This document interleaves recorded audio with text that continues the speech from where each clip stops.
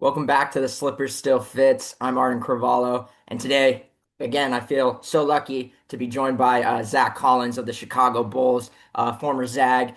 Zach, welcome to the show. Thanks for joining me. Yeah, man. Thanks for having me. Congratulations on your 2-year, $17 million contract extension to stay with the Chicago Bulls through the 27-28 season. What makes you think that was the right move at this point in your 8-year career? Man, I just really thought I had a good place there. And when I got traded there 2 seasons ago from San Antonio, Hmm.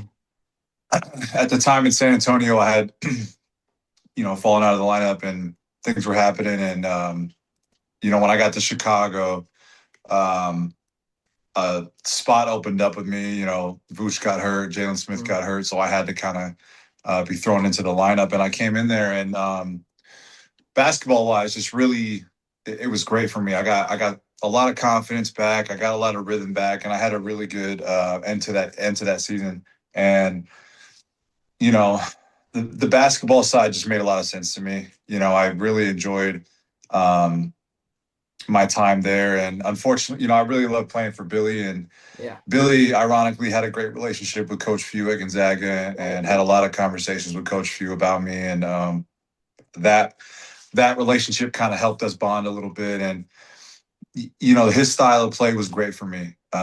Team basketball, move the ball, fast pace running. So all that made sense for me. And then unfortunately, I had a great summer coming into this past season, and then unfortunately got hit with some injuries. Yeah. So I didn't have the year I wanted to have. And then Billy ended up leaving. But, I've just, outside of basketball, like the city of Chicago has just been great to me. It's been great to my family.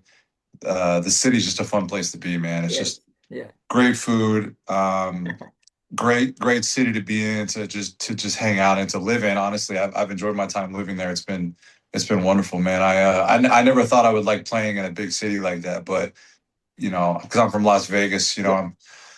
I like open spaces, so that San Antonio is more my true vibe. But getting to Chicago made me realize, man, like they just do a great job over there. I love living there. And the relationship I had with the staff that was there, the training staff, and there's just so many. I can I can go all day, but my goal when free agency started was to stay in Chicago, and Cool. both sides ended up being happy with the deal, man. And I'm super excited. No, I'm happy for you Yeah, too. It sounds like that's a good spot for you at this point. yeah, This next question I'm about to get into is it's a tough one for me to discuss, and I'm sure it's tough for you. But yeah, unfortunately, you've had a lot of, different injuries and surgeries yeah. throughout your time with the Trailblazers, like you said, the Spurs, and even with the Bulls in the start of that tenure. I feel like, that might have derailed the true trajectory of your full potential as a lottery pick, Mhm. how have you been able to overcome all of this and deal with like the mental aspect that comes with maybe having to watch from the sidelines at times?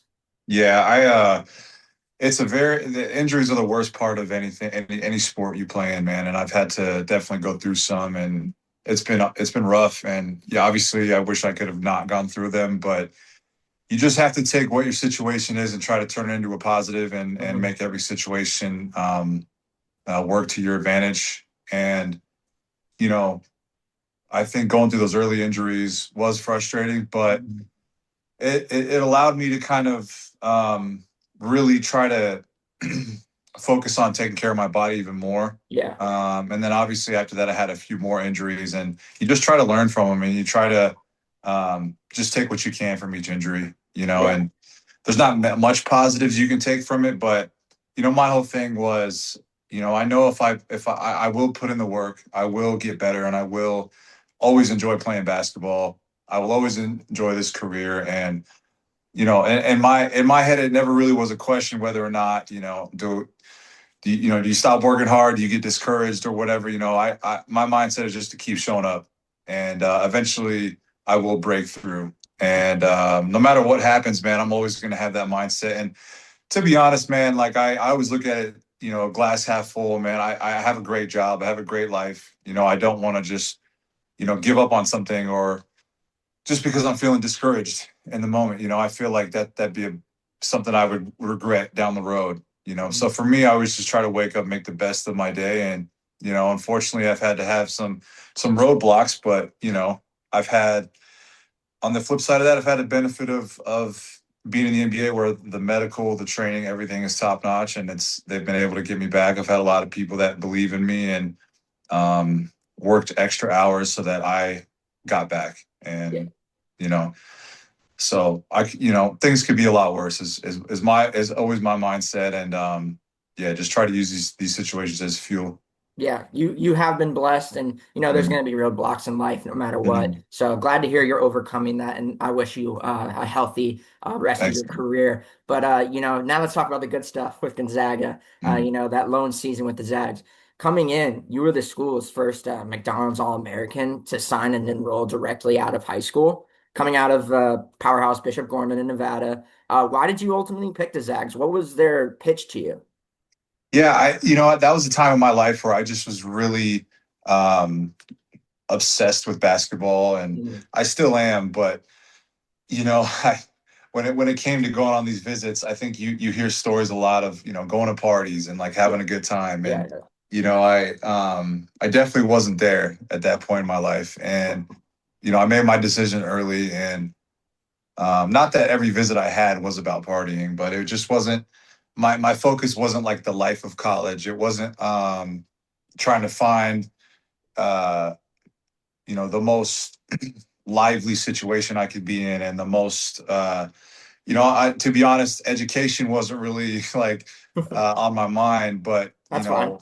with so like there was just a lot of factors I feel like that, you know, for my decision, it was solely on basketball and it was solely on trying to be a better basketball player and go to a school that wins games and wins tournaments and wins championships. And that was like my only focus. And I hope when I say that, I don't want that to be looked at as like Gonzaga's campus isn't fun and it's not a great Okay. place to go for an education, because that's not what I meant. I just meant like from my decision making standpoint, when I pulled up on my visit to Gonzaga, I pulled up at night, I remember, and the first thing that I saw was I went to the arena that you play in, the kennel, Hmm. and I saw 6 or 7 of the guys on the roster in the gym at night at like 9 or 10 at night, and they were just hanging out, working out, playing pickup. And that was the first thing I saw. I was like, so you're telling me I could come to this gym whenever I want, Yeah. the gym that we play in, and work out with the guys, get better, play pickup, and then just walk home to my dorm and just chill out. Yeah. And at that time, that was like, wow, I hadn't seen that on any of my visits. Hmm. So that was a big thing. And then after that, I think I went on the craziness weekend. Hmm. And Yeah. so I Craziness in got the to see tunnel. all that cool stuff. Yeah. And I don't know, it just felt right. And then before that, I had a great relationship with Coach Michelson. He was one of the early guys that took an interest in me and spoke to my dad because my dad was a coach at Gorman. And that relationship was built from just very very earlier than a lot of other schools, and that also meant a lot to me that I could trust him and that he was a fan from day one and saw the vision and truly cared about me. So I would say probably those are the two biggest reasons. And I really didn't want to go too far from home. I thought Hmm. staying West Coast was the best choice for me. I still kind of feel that way. I like being on the West Coast. So Me as um, well. yeah, so I would say those are probably the main reasons. Cool. Yeah. Shout Yeah. out Michelson for helping you Yeah. convince that this was the right spot for you. And honestly, just that was pretty cool that you seemed pretty easily convinced just by looking at the gym and seeing the place. Yeah. So that's an I easy pick mean, for you. and then on top of that, sorry, I forgot about one thing. I remember I went into Coach Few's office and he had a Uh-huh. bunch of like magazine covers up, and I Yeah. remember seeing Kelly Olynyk, that legendary photo on Sports That's Illustrated. right. Yeah. Um, and hearing their story about him and how he had to grind, and and they bought into him and got him better over time, and that player development aspect, I was like, Yeah. oh, that's cool. They just because maybe he could have from day one, but they saw that they really had to put in the work with him, and I think I know that it doesn't just come from the player, that comes from the Hmm. coaches being in the gym with him, and you know, um, so when I saw that, I was like, I saw that path of like he came in and got better, got better, got better, and then just exploded to the guy, and I was like, as a big man, that was great for me to see too. Yeah. I was actually going to get into this a little bit later, but Yeah, a lot of great big men have come through the right. program, Mhm. and you kind of gave an answer, but I'd like to hear more about it. Why is Mhm. this small Jesuit school out in Spokane just a hot spot for players, in the front court like yourself? Sounds like Mhm. it's the player development aspect. Yeah, it's that. It's also their play style. When you Hmm. make these decisions, you look at how you can put yourself into these rosters and help a team win and have a Hmm. role. Because let's be honest, man, like, yeah, you could go to a great team, but if you don't really fit into what they do, you're probably Yeah. not going to play. Yep. And that's not to say you aren't going to go in and have to earn your spot either way. But I think the way that they played, it was very inside out. It was very balanced attack. It was very involved the bigs. A lot of pick and rolls, but also throwing it into the post. A lot of high low, Hmm. and just all aspects of my game I could see. On the court at Gonzaga just from day one and just watching film on them. So that was huge for me, and I think that's why a lot of bigs went there. I think sometimes bigs can be put into this box of like just having to only do this and only Hmm. do this and you know if you're athletic you're only just going to roll, or if you're a Yeah. skill guy you're going to stay away from the like whatever shoebox they want to put you in. And I felt like at Gonzaga, um, there was a lot of different things we had to do as big guys and a lot of things we had to do in the offense in terms of making reads and knowing when to pass, knowing what cuts to look for. So it was just a lot of cool stuff that I thought would be a great fit for myself, and I think that's a big reason why bigs like going there. Speaking of your specific role for that 2016-17 squad, it was a little bit different. I don't know if you were really expecting it to be this, but you served as the key reserve behind Karnowski, came off the Mhm. bench mostly in that six-man role. Why were you okay with that, and how did it actually probably help benefit you throughout the year heading into the NBA draft? Yeah, I think well, when I first was getting recruited at the time, Karnowski wasn't supposed to come back. Yeah, that's right. Yeah. So I was going into a situation where that five spot was Open. kind of there. Yeah. So, but I committed before. I don't know if I committed before they found out he was coming back or after. I'm almost positive I committed before. Hmm. Um, anyway, when that happened, it was like, oh, okay. But I was committed, so I was fine with it. Yeah. I wasn't I wasn't like new to the earn your spot and to adjust. Yeah. Coming from Gorman, I played. I didn't start to my senior year, so I had to kind of take steps to get to that point anyway. Hmm. So and as a competitor, I don't really look at somebody coming in that was there as a that is going to derail me at all. Hmm. I don't really look at things that way. I look at, okay, like that's the guy. Not that I had to beat out Karnowski, but I was like, okay, well, if he's there, like, I mean, we're either going to go at it and compete for that spot, Yeah. when we did go at it, or there's going to be a way where we can make this work to where we're both playing a lot and both helping the team. Which Because happened, which exactly yeah, for happened. sure. So I was cool with it. And then once I got there, I realized how valuable that was, learning from him who had been there for so long and learning how he makes reads in that offense and the simplicity of his game and how efficient he was. Like being around that was big for me. And he was the best big in basketball that season. He literally won the award. So I got to go up against that in practice every day. Yeah. And, that made me a lot better. So, it really was a no-brainer. And to the next part of that question, how it helps you in the NBA, I think you see Hmm. it all the time. They go through their career and they're the star the whole time, and which is fine. Guys have definitely made it work, even if they were the star the whole time. But Hmm. I think it just mentally, it's just jarring when you get to the NBA and you have to accept the role that you're not the scorer, you're not the guy getting all the shots. So you have to adjust your game to still be effective. And I think it's just jarring for a lot of guys who haven't been in that position. And again, coming from Gorman, coming from Gonzaga, I had to learn how to, do well in small amounts of minutes and Hmm. small spurts and not necessarily getting all the touches every game. And I definitely think that helped me, especially coming in to Portland where that was a playoff team and it wasn't, no matter how good I was, that was Dame and CJ's team. And we all had to kind of get in line and find our roles within that. So I definitely think it helped me.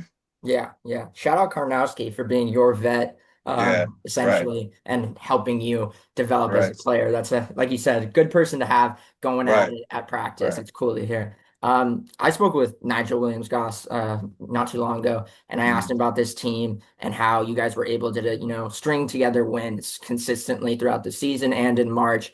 And he said the reason for that was more the maturity level of the group, which I thought was interesting since you were just a freshman on the team. But what, in your mind, what made that squad so special throughout the year?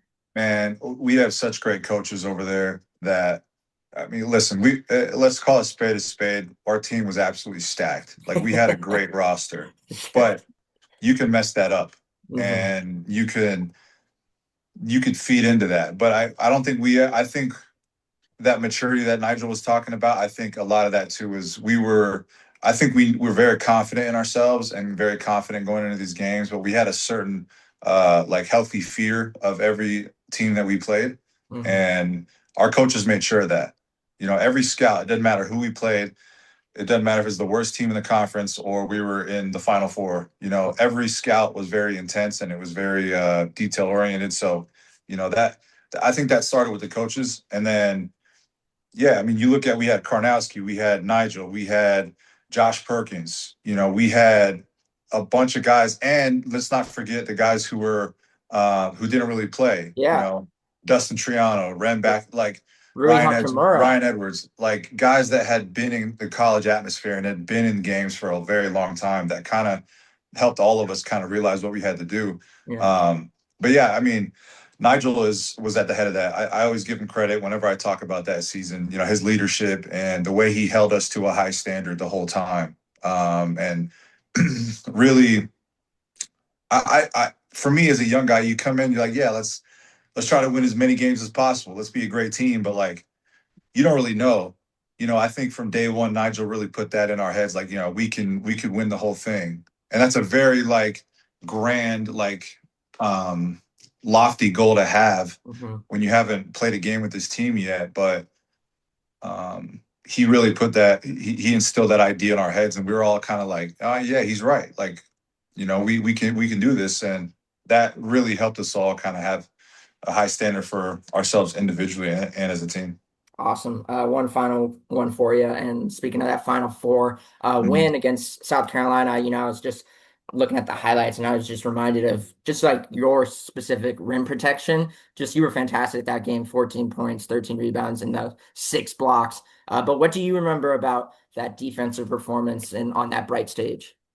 Dude, I go back to coaching, man. I go back to um, we had such a respect for South Carolina that it was more of like me like trying going out there and making sure that I had all my ducks in a row and I knew the scout and I knew Mhm. what they to prepare for and I knew what plays they were going to run and we all as a team knew what coverages we were in, what adjustments we were making. I just felt like we were all so dialed and that stuff was like like seared into our brains of like this is the scout, this is the team we're like we just that I always go back to coaching and I go back to our leadership that really just helped us be prepared. And at that point you just go out there and you play. Mhm. Um, but yeah, I mean I think as a competitor you want to perform on the biggest stages. You never want to get to that point and shy away. You never want to have a great season and all of a sudden you get to the two biggest games of the year and you don't play well. I think that was in the back of my mind too. Like I have to come out here and play well and we have to